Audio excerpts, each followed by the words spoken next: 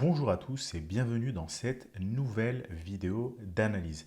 Alors, vous le voyez sur mon écran, une sorte de panique est en train de s'emparer des crypto-monnaies. Sur le Bitcoin, on voit qu'il avoisine à peu près le niveau des 40 000 dollars. Si on bascule sur le fameux index crypto Fear and Greed, eh bien on voit qu'on est clairement en extrême fear avec un indice de 23. En ce moment, il y a vraiment une panique sur l'ensemble du marché des cryptos, surtout sur le Bitcoin. On voit clairement que le Bitcoin est revenu chercher des niveaux assez bas, vers les 40 000 dollars. Ce n'est pas forcément le cas de toutes les altes, même si certaines ont baissé, mais peut-être pas autant que le Bitcoin si on compare l'ATH du Bitcoin par rapport à son niveau de prix actuel. D'ailleurs, on va le faire. On voit que l'ATH du Bitcoin, c'est à peu près 65 000, 64 000 dollars par rapport au niveau actuel. Le Bitcoin a déjà perdu 37%. 37%, c'est pas mal, hein. Lorsqu'on est un marché haussier, ça correspond à peu près à la moyenne, voire même c'est peut-être la borne haute de la moyenne des baisses qu'on a sur le Bitcoin, notamment lorsqu'il était en marché haussier en 2017. Donc là, on voit clairement que le Bitcoin, il a bien baissé, il est revenu sur des niveaux extrêmement intéressants et ça va être justement l'objet de cette vidéo d'analyse.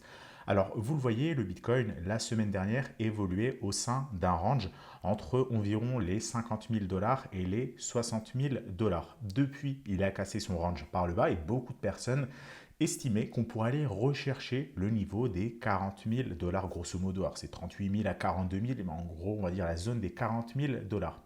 Alors, le Bitcoin est justement actuellement sur ce niveau. Et la question que vous vous posez sans doute, c'est est-ce que nous, au sein du trading du coin, on a revendu nos bitcoins.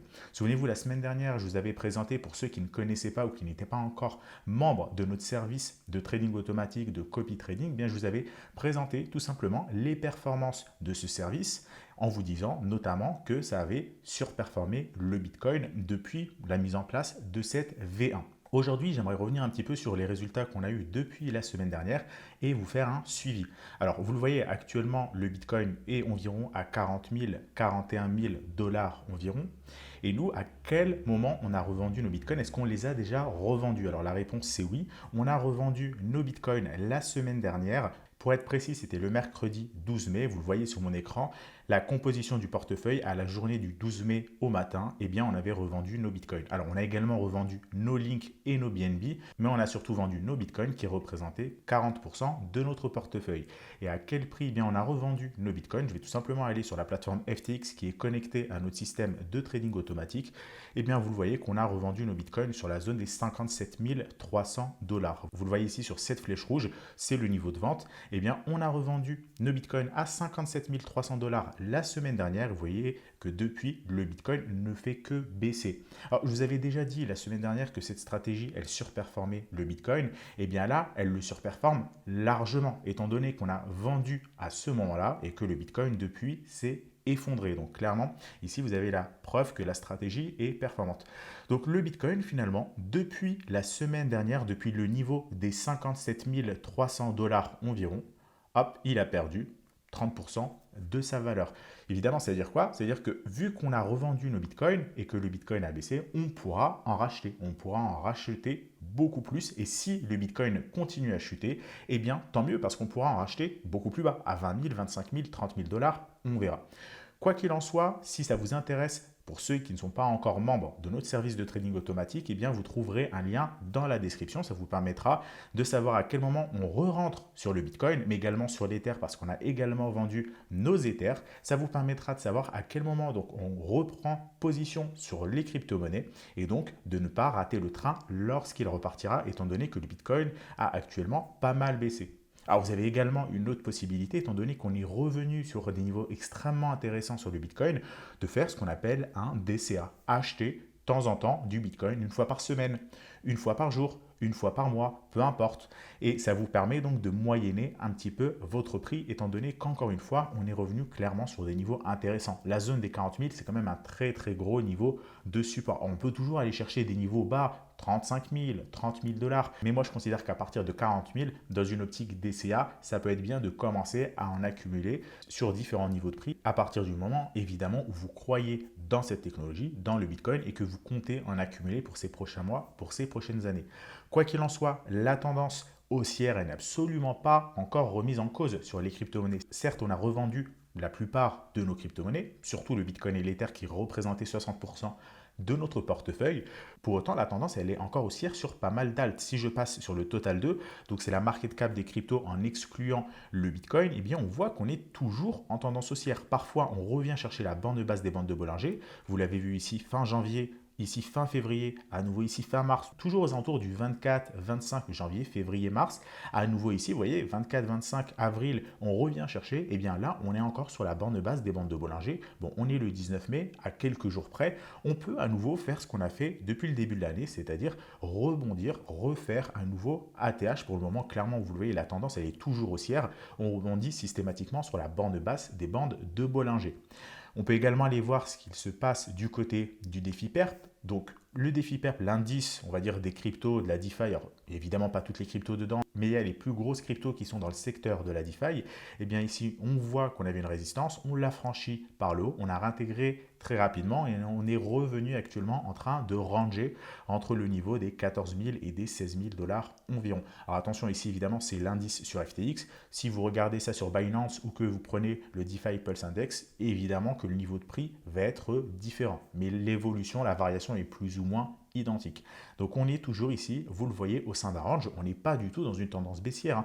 On est même, vous le voyez, plutôt dans un canal haussier. On rebondit sur la bande haute, bande basse, bande haute, bande basse, etc., etc. Alors actuellement, par contre, on est sur la borne hausse des bandes de Bollinger. Donc ce qu'il faut attendre, c'est soit qu'on revienne chercher la bande basse, soit qu'on casse les bandes de Bollinger par le haut et qu'on continue notre tendance haussière. Quoi qu'il en soit, pour le moment, RS, on est encore une fois pas du tout dans une phase de panique si on en croit le secteur de la DeFi. Alors on peut également aller voir d'autres crypto-monnaies comme Avalanche, Avax. Eh bien, le setup est très intéressant. On a une énorme résistance sur le niveau des 38 dollars depuis maintenant quasiment 3 mois. Le prix plusieurs fois rebondit sur cette zone de résistance. Et là, finalement, sur tout le mois de mai, eh bien, on n'arrête pas de fluctuer entre la moyenne mobile 50 et la zone de résistance. Donc, encore une fois, ça, c'est absolument pas baissier pour le moment. On teste plusieurs fois une résistance. Il faut évidemment attendre une clôture au-dessus des 40 dollars pour confirmer le signal et repartir sur une nouvelle tendance haussière.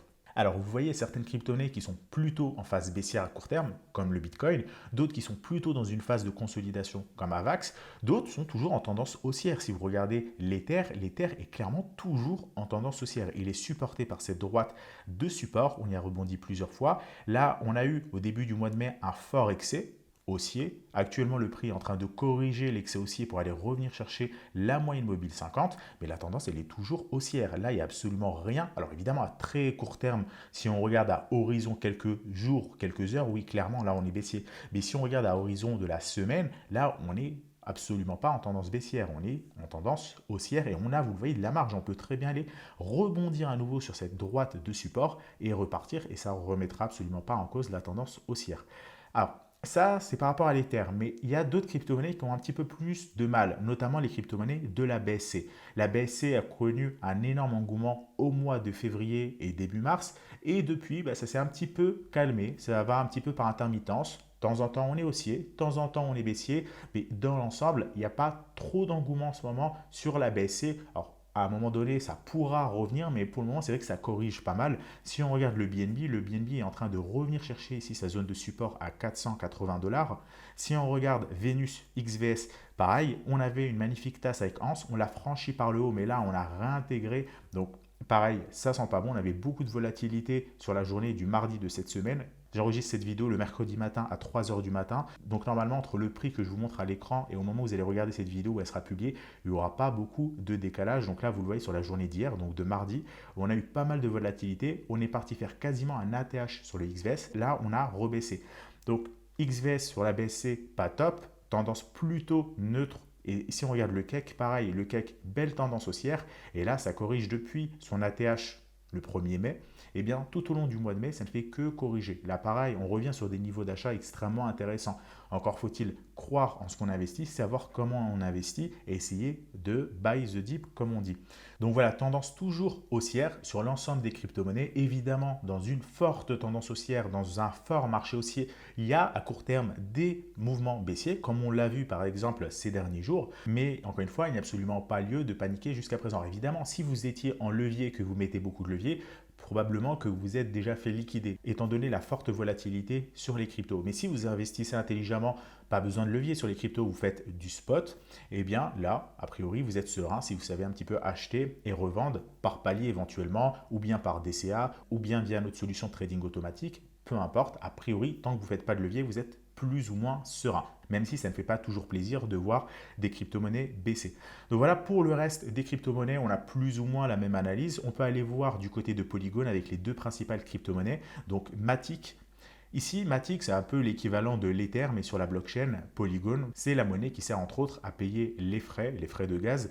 Donc là, Matic, clairement, est toujours en tendance haussière. On voit tendance haussière, là, ça a consolidé pas mal au mois d'avril et hop, on est remonté. Rappelez-vous, je vous l'avais présenté le Matic lorsqu'il était à peine à 4 centimes au mois de février. Depuis, vous voyez, le prix a clairement explosé et il ne fait que monter de jour en jour. Là, pareil, pour ceux qui sont positionnés sur cette crypto-monnaie, pas lieu de paniquer sur le marché des cryptos, étant donné qu'on est toujours en train d'évoluer à la hausse. On a également le Quick, donc qui est l'équivalent du jeton uni de la plateforme Uniswap. Donc ici, c'est le Quick de QuickSwap, c'est le DEX qui est sur Polygon. Et bien là, pareil, on est toujours en tendance haussière. Là, on a pas mal consolidé, fort mouvement haussier. Là, on est en train de consolider. Et pareil, vous voyez, sur la journée du mardi, on est reparti. Donc là aussi, sur la blockchain Polygon, il y a pas mal d'engouement, on voit en ce moment. Donc les crypto-monnaies, c'est sûr qu'elles sont pas en bonne forme en ce moment, mais encore une fois, ça dépend de ce qu'on regarde et là où on est positionné. Si on regarde le Bitcoin, bah là, le Bitcoin, clairement, si on a tout investi dessus en levier, on est en PLS. Si par contre, on investit sur des crypto-monnaies solides et de manière diversifiée, comme par exemple le Matic, le Quick, le BNB, le FTT, l'Ether, etc., et bien là, absolument pas lieu de paniquer, on est plus ou moins serein. Certaines crypto-monnaies ont baissé, d'autres ont monté, d'autres ont stagné, mais dans l'ensemble, encore une fois, on devrait être serein. Donc voilà un petit peu par rapport à cette vidéo d'analyse. Tout ça pour vous rassurer, pas lieu de paniquer. Le marché, il est toujours haussier. Évidemment, pour ceux qui sont les plus nouveaux d'entre vous, eh bien, vous n'êtes pas forcément habitué à cette volatilité, d'avoir en une journée des moins 20%, de remonter, de rebaisser. Peut-être que le mieux en ce moment, c'est d'attendre quelques jours que ça se tasse, que la volatilité diminue, parce qu'en ce moment, on a pas mal de volatilité. Et une fois que la volatilité sera passée, une histoire de quelques jours, eh bien, vous pourrez à nouveau vous repositionner. En tout cas, nous, c'est ce qu'on attend par rapport au club privé du trading du coin. Et justement, par rapport à notre stratégie automatique, on vous a fait une documentation. Donc, je vous mettrai pareil le lien en description de cette vidéo. Donc, c'est une documentation, la même qu'on peut avoir typiquement sur les projets de la DeFi, qui va vous expliquer comment fonctionne notre système de copy trading et répondre à toutes vos questions. Donc, en l'occurrence, dedans, vous allez avoir pas mal de choses à lire. Alors, ça, c'est ce qu'on envoie normalement lorsque vous accédez au copy trading, un certain nombre de paramétrages à effectuer. Mais si aujourd'hui, vous souhaitez être membre, mais vous ne savez pas encore si ça vous correspond ou pas, n'hésitez pas à aller lire cette documentation. Dans tous les cas, il faudra la lire avant de connecter votre compte au copy trading et être sûr de ne pas faire d'erreur, que tout fonctionne bien. Notamment par exemple ici à faire le KYC sur la plateforme, quel est le capital minimum. D'ailleurs en parlant de capital minimum, vous voyez que maintenant il est passé à 5 000 euros. Je vous en avais parlé la semaine dernière, il est à 1 000 euros. Cette semaine, il a augmenté à 5 000 euros. Donc il faut avoir au moins 5 000 euros pour nous rejoindre au sein du copy trading. À savoir que ce plafond minimum va encore être amené à augmenter dans les prochaines semaines. Donc il passera à 10 000 euros. Là pour le moment on est à 5 000. Dans les prochaines semaines, ça passera à 10 000. Donc si vous avez un capital entre 5 000 et 10 000, n'hésitez pas, il est encore temps. Donc il y a pas mal d'astuces dedans, également des tutos pour vous expliquer comment installer l'exchange. Donc nous, on utilise FTX ou Binance. Moi, ce que je vous recommande, c'est FTX, mais après, vous pouvez également choisir Binance, pourquoi pas. Vous avez toutes les explications qui vous montrent comment connecter votre exchange avec les clés API à notre application qui ensuite, elle se chargera d'acheter et de vendre à votre place. Donc notre application, c'est tout simplement celle-ci. Vous le voyez, c'est l'application CryptoTrader. Vous allez pouvoir accéder aux notifications ici ainsi qu'au copy trading. Vous avez également deux autres onglets, mais je vous en parlerai dans la prochaine vidéo. Donc voilà un petit peu par rapport à la documentation. Vous avez pas mal d'informations, je vous recommande vivement de les lire. Vous avez également une roadmap pour ceux qui se demandent sur quoi on travaille en ce moment, quel est l'objectif pour ces prochaines semaines, ces prochains mois par rapport à la solution. Eh bien, vous avez une roadmap sur les prochains trimestres et notamment la fameuse stratégie V2 dont je vous ai déjà parlé il y a maintenant quelques jours au sein des vidéos d'analyse. Eh bien, on est toujours dessus et elle arrivera très prochainement. Donc voilà, vous avez pas mal d'informations dessus. Ce lien se trouvera également dans la description avec le lien qui vous permettra d'accéder également à notre système de trading automatique. Alors maintenant, je pense que par rapport au trading automatique, de toute façon, vous commencez à voir un petit peu l'évolution de la stratégie. ce qu'on fait au fur et à mesure des mois. Ça existe maintenant depuis plusieurs mois, donc vous savez à quel moment on achète, à quel moment on vend, que ça surperforme le Bitcoin, mais pas uniquement le Bitcoin, bien évidemment d'autres crypto-monnaies également.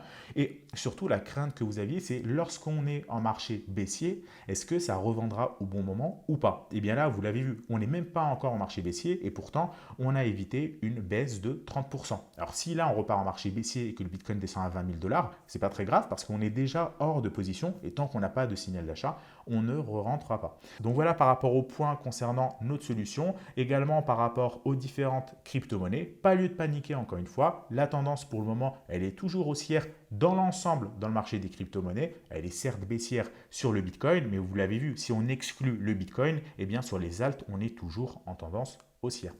Je vous remercie d'avoir suivi cette vidéo. Comme d'habitude, si vous l'avez appréciée, n'oubliez pas de laisser un like sous la vidéo. Si vous avez des questions, vous pouvez nous envoyer un email à contact@tradingducoin.com ou bien laisser un commentaire sous cette vidéo et on y répondra. Je vous rappelle, les différents liens se trouvent dans la description de cette vidéo. Je vous souhaite à tous une excellente journée et je vous retrouve la semaine prochaine pour une nouvelle vidéo d'analyse sur les crypto-monnaies. Excellente journée à tous.